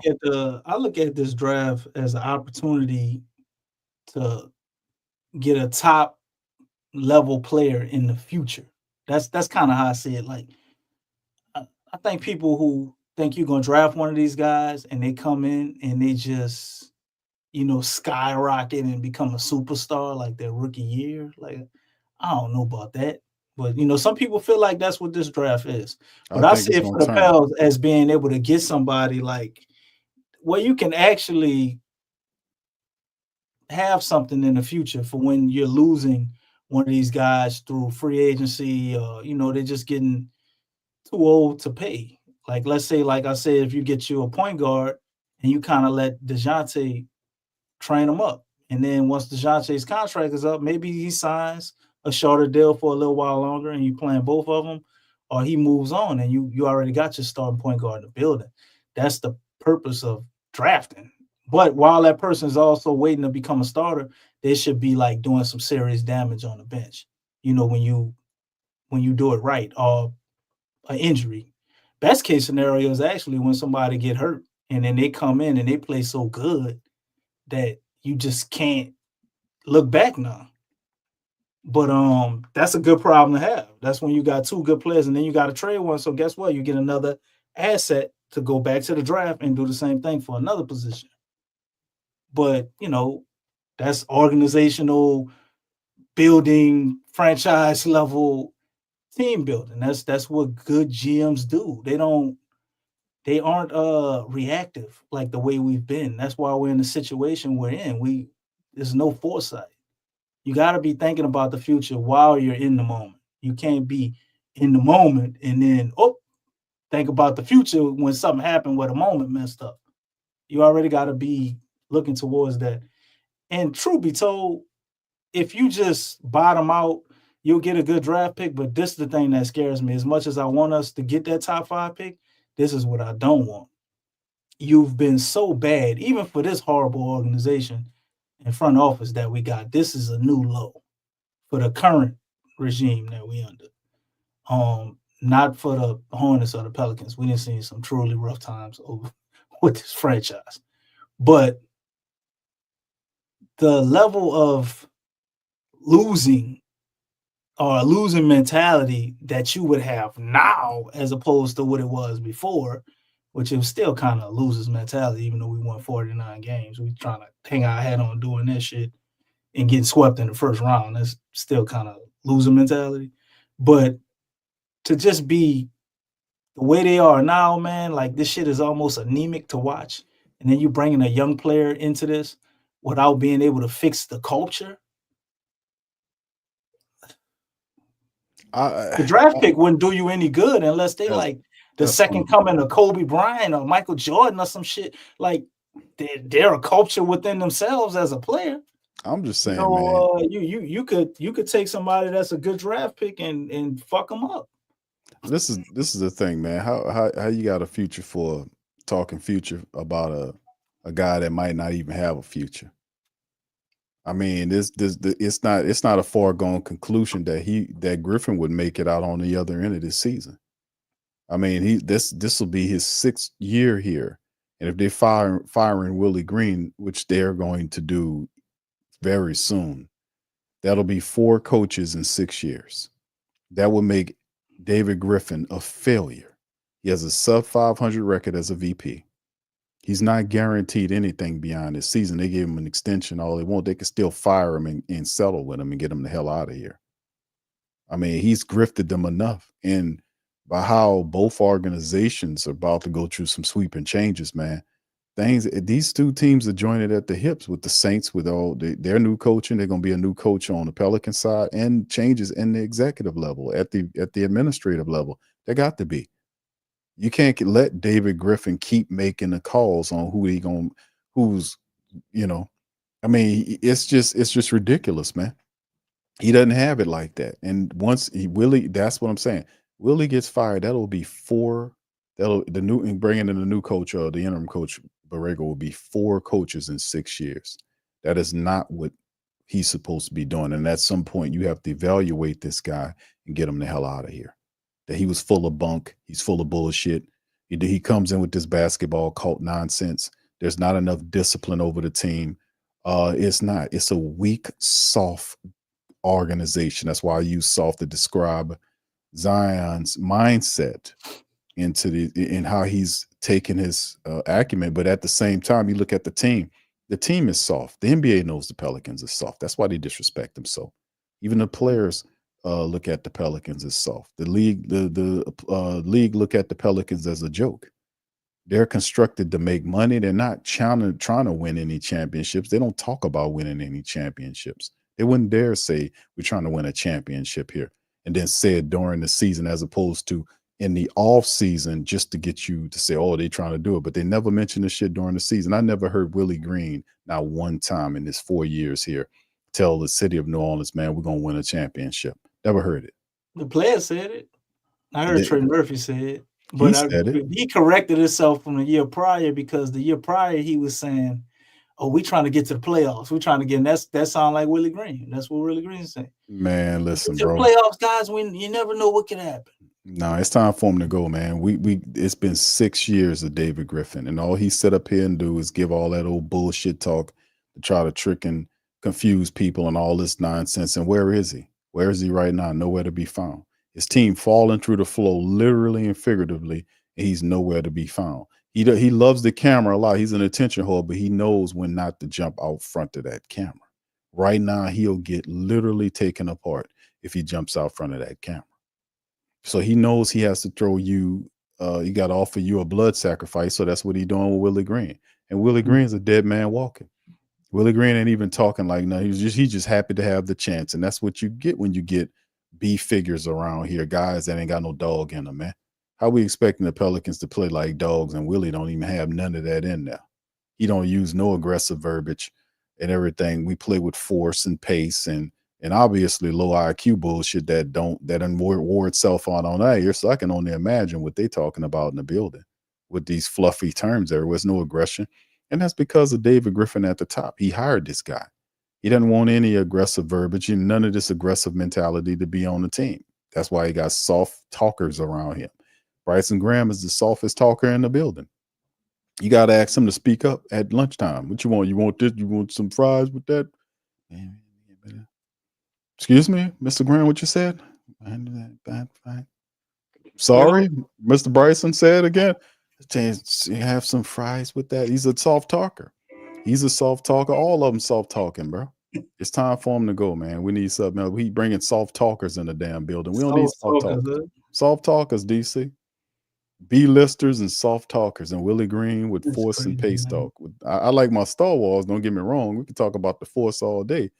But when my team losing only got 5 wins, made the force be right here, you, brother. Made the force get your ass up out of here. That's the bottom line. Hold on, Big Q. We need to play a song that I think David Griffin is enjoying. Your speech, or should I say your sermon, kind of reminded me that before you get up there and when you leave, we're supposed to have a solo. Okay, let's hear it. So I got the sister Mahalia Jackson gonna come in here. She gonna give us a little Hey, Little church. DC, I'm Just give waiting me a on you to tune it up. second and let me pull her up, man. Give me 1 quick second. You shaking a long ass time. I'm sorry. But DC, I can't hear nothing, brother. DC, you a man listening to your own music, brother. I can't hear nothing, bro. You can't hear it? I don't hear a damn thing. Well, go ahead. The words is at the bottom, so you go ahead and pull it up for me then. The words is at the bottom. Let me see. Hold up. You ain't sharing your screen right, brother. I sent it to you. Go ahead and pull it up. It's in put international mode. Put it on internet. International mode. All right, fool. Go ahead and pull it up, man. It's an international mode. You got to hit it. It's at the bottom. Nice little church hymn for you. Okay, hold on. Let's see what GC talking about. He going crazy over there. DC laughing again. Well, you talked about Willie Green getting sacrificed, and that's all I could think of.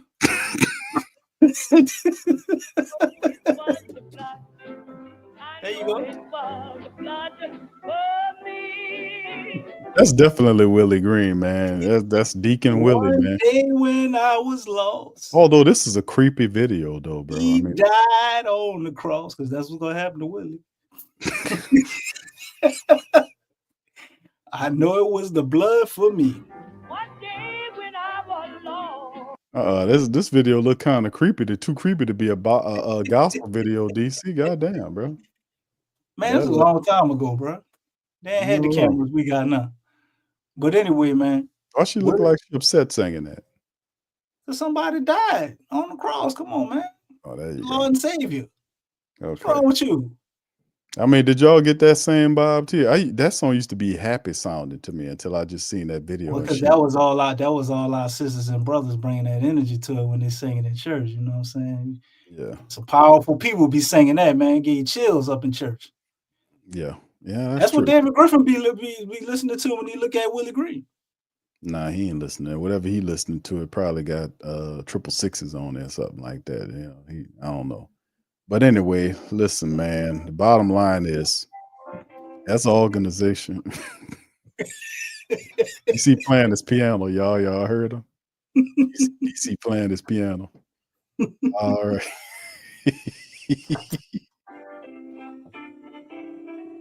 DC playing his piano. DC, why you got a Casio? This dude got a goddamn Casio over there. What's wrong with a Casio, man? Man, you ain't getting no good tunes out of that Casio, DC. What you talking about? How many songs you wrote on that Casio piano you got over there? I ain't got no Casio. I just asked you what's wrong with it. Okay, I hear you. You lying, man. All right, anyway, man. There he is, DC. Roger. Right there. There you go. Because Sam Cassell will fix all this shit, boy. Yeah, he'll fix it all. But anyway, man, listen, man. DC, what you got, man? That's it, man. We about to get ready to get on out of here. Been an hour and a half. Well, we got didn't we have something else about Zion that you supposed to pull up? I think I played that little bit by Zion, unless you got something else. Oh, you talking about Cousins? What DeMarcus Cousins said? Is that what you're talking about? It don't matter. I mean, we done been in here. We done covered that already. He keep beating the dead horse on that. Yeah. That's the thing, man. So moving forward, man, we 5 games, fam. Let me put up the schedule here. The remaining schedule for the month of December looks like this in here. As you can see, the Pelicans on the 5-game losing streak. I'm just trying to speak into existence. It's 6-5. What? 1, 2, 3, 4, 5. DC says 6 because of the New York matchup on Saturday. Back-to-back matchup, Knicks Nuggets, Saturday and Sunday. Then you disappear all the way to Thursday. You'll play the Rockets on the 26th. Just keep disappearing. They ain't winning none of them games. And Memphis back-to-back. So it's Thursday. So 2 back-to-backs. You got Saturday and Sunday, Knicks Nuggets, and then Thursday, Friday, Rockets, Grizzlies, and then Monday, December the 30th. Y'all get ready to celebrate on January 3rd. January 3rd, Mark. January 1st is Miami. So you going to you can't. You can save you some firecrackers for the 3rd. And you could possibly Or, be maybe the worst team. fifth, because the third, that shit might go left on the third. I don't They think still it's got gonna go left on the third and the fifth though. Well, that's two. That'll be two of the worst teams in the NBA. Somebody got to win. The Wizards are 4-21 right now. They're just one game. Well, the Pelicans are 5-23. The Like Wizards you are said, 4-21. you said we're not losing intentionally, right? Are the Rockets not losing intentionally? No. The Wizards. I don't know. I don't know. I don't know enough about them to say one way or the other. I don't pay attention to them like that. All I'm saying is it would make sense for them because they're trying to bring. I mean, the best way they can assume talent there is through the draft because not many free agents are beating the door down to go to Washington. Well, that's my point because we are incompetent. But yeah, you got a bad look coach. at our roster. No, I'm saying and I look at theirs. It's like, man, it's crazy. Yeah, but it's crazy. It's Washington's talent gap. Yeah, Washington's not a team, right? That's what I'm saying. Washington is a team that's going to accrue talent through the draft, so it makes sense. They're supposed to be 4-20, whatever. Right, they're supposed to be. Not you with B.I., Zion, DeJounte Murray. Right, you done did your work. They haven't. You got Trey Murphy, you got Herb Jones. You brought back. You got Jose Alvarado when he gets healthy. You signed him. See, the Pelicans are not set up the same way. You drafted well enough. You got Jordan Hawkins. You drafted well enough where you have talent. You've developed Trey Murphy. You've developed Herb Jones to one of the top defenders in the game. You know, you got DeJounte Murray, who's a solid point guard, who's respected. You have CJ McCollum in the right role. He makes sense.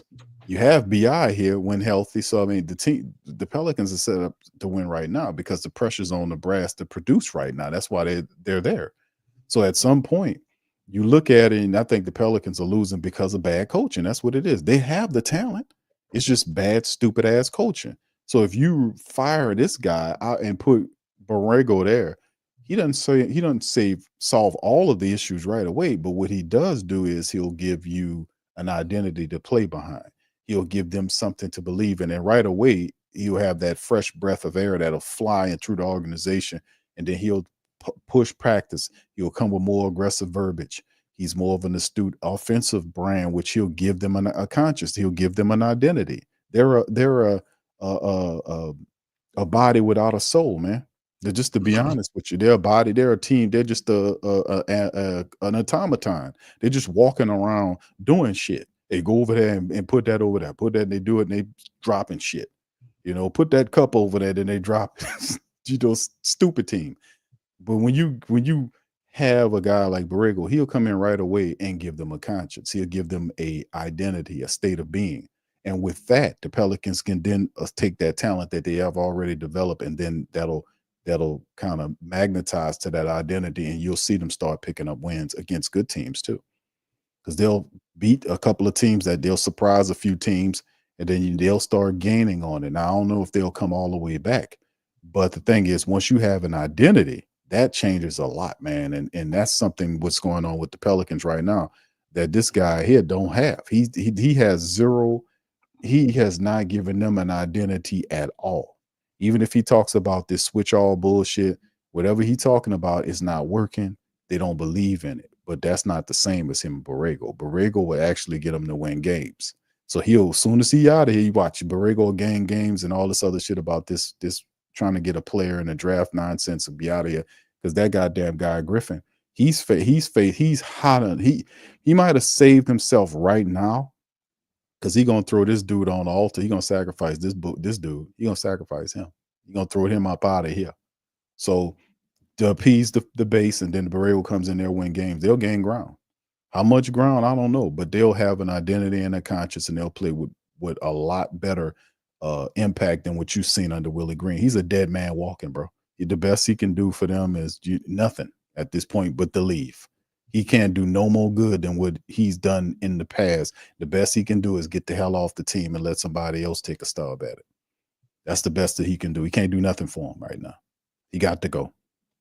And like I said, I think he'll be gone before the end of the year. He can't hand out pamphlets in Maybe front he of can the help. King Arena. No, we don't want him there. I can tell you what, he can go hand out antennas. He can't dress up as Pierre. Who? Pierre the Pelican. He can't dress up as Pierre the Pelican. Yeah, fuck that up too, DC. He would be doing the wrong dances. His hat will fall off, and he'll scare the children. You're gonna do all that, he got the Pierre the Pelican thing off, and he'll do something, the hat will fall off and just scare the piss out the children. And be like, they'd be like Pierre the Pelican's hat. That'll be that. What about he can be our what do you call it? Like in the hospital, they don't call it pastor. Candy striper? A chaplain? A candy striper? No, we don't need that, bro. We don't need a chaplain in the Smoothie King Arena. People who go. It ain't working for him. People who scared they got some witchcraft on them or something, they can go in there and get prayed over. It ain't work for him winning. What do you think it'll work for him for all that other stuff? He's being sabotaged, I tell you, Q. Nah, Willie Green is just he done took this as far as. But all right, Willie Green is not a good coach. But I told you, they put him in an impossible situation to succeed, man. Well, they put him in an impossible situation. Well, DC, he's even a good coach will be looking bad in this situation. It wouldn't look nowhere near. Bro, he was there because he was cheap. The Pelicans needed a cheap coach, and he was the guy. The Pelicans needed to not be able to fire all the assistants, and David Griffin said, hey, you can have the job. Let me pick all your guys as assistant coaches. Willie Green says yes. Jock Vaughn said no. Several other people said no, because that's a ridiculous requirement. So that's what I was saying about this. The whole issue, don't forget none of this, because I don't, is all goes back to David Griffin. He is the VP, de facto general manager, who has an actual general manager who doesn't say nothing. Now, really, we supposed to be hearing from Bryson Graham right now, the soft talker. But we're not hearing anything from Bryson Graham. There's no articles being this guy is an NBA general. Listen to what I'm saying, family. Bryson Graham. What you want, Bryson? Okay. Bryson Graham, I want Bryson Graham to open up his goddamn mouth and come and tell us what's going on with this team and what you're gonna do here. Give us some answers. 90-day probationary period, man. That man just got here. I don't care. You the general manager of the team. Let's hear it. What's to say? He ain't gonna say nothing because he's gonna talk so soft you ain't gonna be able to hear him. Boy, we in hell of a streets over here. We got soft talking general managers, DC. We had 2 soft talking general managers, bro. It's like it's the mom. I actually, as much as we used to clown Trajan, I actually like Trajan, man. Trajan to me came off as I guess like masculine, like he knew what he was doing. Like some of the decisions that were being made, you kind of tell he did them. There's other better GMs out there, but I didn't think Trajan was bad. I think he would have been better here if Griff would have just got out the way. And he wasn't going to do that. Just let him be the GM. Because I keep telling you, the problem he wants the credit. Because we would have been better off, but without him being it, go stay in your office. He wanted to be the credit. Right. That's what he does. He'll do impromptu press conferences and talk before his general manager. He undermines his people all the time. That's the problem. He's not supposed to even be seen. You got a general manager. We talk to the GM, not the VP. But the way he's constructed it, to bury himself in from being fired. So we'll have a B-level, C-level coach who's a cheap coach that took the job because he was never going to be an NBA coach at any level. Here, he took it and he sold his soul to get it. The second thing, and he got it off of Van Gundy, who they fired after 1 season, who shouldn't have had the job in the get-go because he wasn't even a person of interest on any real NBA circuit of coaches. The man wasn't coaching for years. The man wasn't coaching he was talking about the game on the NBA. The game passed him by. Now, in terms of principles, yeah. But who gonna sit up there and let Stan Van Gundy yell at him all day? It's not. That's he's gone. That's an old dude. Gentry, when they took on the job, he should have fired Gentry. I was saying at the time, we were saying, don't take that guy. That guy's a bum. Fire that guy. He kept him in first year, then fired him. Hired Van Gundy. By the way, that's not Trajan Langdon's calls on. You can't tell me Trajan Langdon wanted out of all the coaches to hire Stan Van Gundy. The guy he wanted was the guy who he was coaching with. DC was the guy, and I forgot the man's name, he was working with in the what was it, the G League team or whatever he was doing. It was one of them. The coach. I mean, we talked about the guy. The guy was a good I coach. don't remember, if I'm being honest, but I don't But the remember. thing is, the Gentry call was bad. That was a dumb call. Strike one. Strike two was going to pull Van Gundy out of NBA analyst tables talking about the game when they had other coaches that's out there. At the time, we was throwing them guys out there. We was throwing. I don't know why you want me, but I'll do it. Emi Udoka, all these other guys that was out there, the Mark Jacksons, whomever. They had a bunch of people that was out there that we were throwing out there for him to go talk to. Atkinson was a guy that was out there. All these other guys. Pretty much everybody we said was good. Was good. And Charles they Lee, Charles Mosley was another Udoka, dude we talked about. Jason Udoka. Kidd, Kidd was out there too. Ty Lue, which we couldn't get him. Ty Lue turned him down. Rivers, we couldn't get neither one. He turned him down too. Yeah, Udoka. Yeah. He was available. Everybody we said was good. Jason the only Kidd, one we made reference to, but it was more like an asterisk. We didn't really want him, but it was like at least I think it was Nate. Remember what's our boy, man? Used to coach Dame with the Blazers, then went to Atlanta. Oh, Nate McMillan. Nate McMillan. We mentioned him too. But yeah, he was like our last option. Right. Willie Green was nowhere on our list. No, because Willie Green. Charles Lee was like the only first time coach in T. Mosley. Right. Jamal Mosley. Why I keep calling him T. Mosley? I don't know what's wrong with you. Whatever. Too much water. Jamal Mosley. All right, so listen, this all I'm saying. That's from the island. So all I'm saying is the part about I'm saying you ain't got a fucking sound effect for that. But anyway, all I'm saying at the end of the day, man, is that these are bad decisions by the general manager. You wouldn't have Willie Green if it wasn't for the stupid moves he made at the head coach level. He ended up getting Willie Green because Willie Green was cheap. He set those restrictions, and he's also easy to manipulate. He gets these guys that are easy to manipulate. That's what he does. And these calls are being made by him. And then you're thinking it's the general manager is really him. So when you fire the head coach, you then fire the VP, the general manager. He's protected, he's buffered, he believes. But like I said, man, you can't run forever, man. Sooner or later, you're gonna go down too. So anyway, we're gonna end the stream on that. DC, last thoughts before we get out of here, brother. I ain't got no last thoughts, man. You done covered it enough. You talk about David Griffin. We talked about Zion. We talked about trading. You talked about goddamn Casio pianos that you seem to have more experience in than me. But I heard with the piano you was playing, that sounded like a Casio is what I said. That was Mahalia Jackson, bro. I don't know what they was playing back then. But anyway. How old are you, bro? Old enough. But anyway. All right, okay. The Pels as an organization, man, are at a serious crossroads. You have nothing else to say. Well, can I say this? Okay, cool. I thought you just said. Where's Dick Gregory when you need it? Won't you shut the fuck up, dude? I said anything. Last words you got there? I ain't got really nothing else to say. But last words. I thought about it. All right, go ahead, dog. Kind of like I'm not gonna give a sermon. Like you do. It's gonna be just a quick few things. All right, go ahead, DC. Floor is yours, brother. But the Pelicans are at a serious crossroads, man. Very intrigued to see how this month goes when Zion comes back, and as well as us possibly pulling off one of these trades of either Brandon Ingram or CJ McCollum, man. That'll tell us a lot about the future position we in, because pretty much that's about all we got to look forward to, because the product on the court ain't moving nobody right now. So no, we got to keep coming up with creative shit to talk about, bro, because ain't gonna be much to talk about with these games. Nah, man. 5 games, bro, left before the end of the year change. We expect a coaching change at the level from old Willie Green.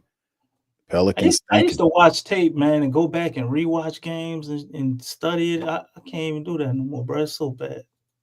It is bad. It's bad, bro. It's bad, man. It stinks.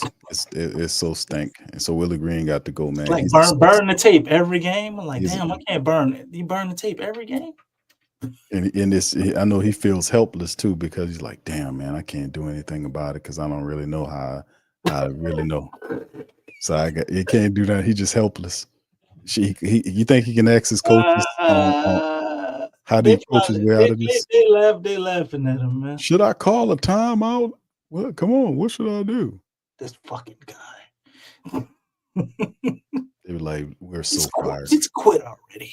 And it was Coach Collins like in his head, man, we so fired.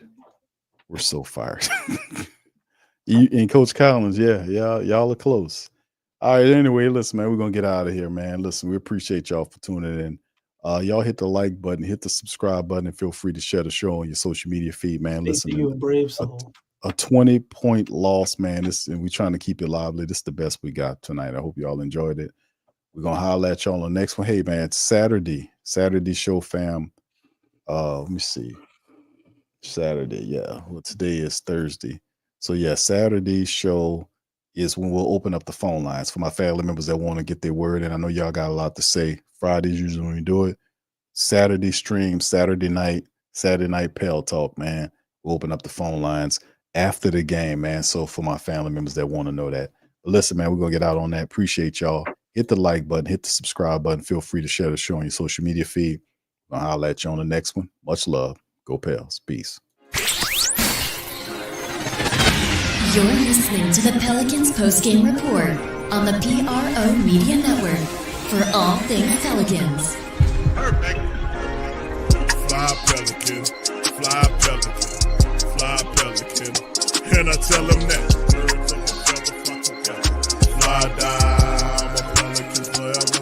Pelican forever. Ain't gon' lie, I feel flyer than I ever been. We stay ballin', this New Orleans, I'm a Pelican. It's going down in the nest, wild, wild west. Come in town and you best show us some respect. 3-point threat, I better make it rain. If it's up, then don't jump stupid like your ankle sprain. Always said, never hate the player, hate the game. Jumping where the dame late, bunch of train. Post game, Big Q, talking about business. Bird gang, YouTube, they ain't flocking with us. Lock up the division mission, get into the finals. Finish competition, then it's going win the title. I know this flyer than you can get. Such a threat that the refs just might call a tag. You could double, you could press, but you can't check. Right, left, slide by you like a Eurostep. Fly Pelican, fly Pelican, fly Pelican. And I tell them that birds of a feather flock together. Fly down, I'm a Pelican forever. Pelican forever. And never, and never, and never, and never, and never, and never say birds of a feather flock together. Yeah, fly die, I'm a Pelican forever. Pelican forever.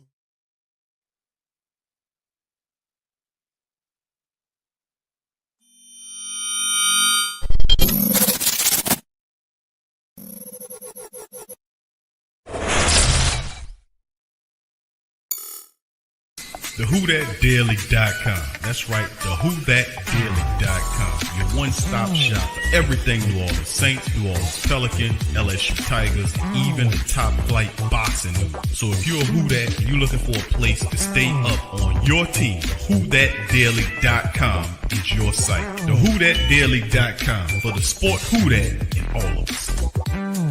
That's right, the Pro Shop is the platform store where you can go and buy all the latest merch to support the platform. Available at the Pro Shops, we have dozens of hundreds of products available for you and your family. Unisex tees for men and women, hoodies and sweatshirts, tank tops, kids and baby items, long sleeve tees, mugs, pillows, wall art, bath bedding, face masks, phone cases, stickers, bags, fanny packs, socks, hats, and many other items. Please feel free to check out the Pro Shops. The link is in the description section below. And remember, it helps the platform continue to grow.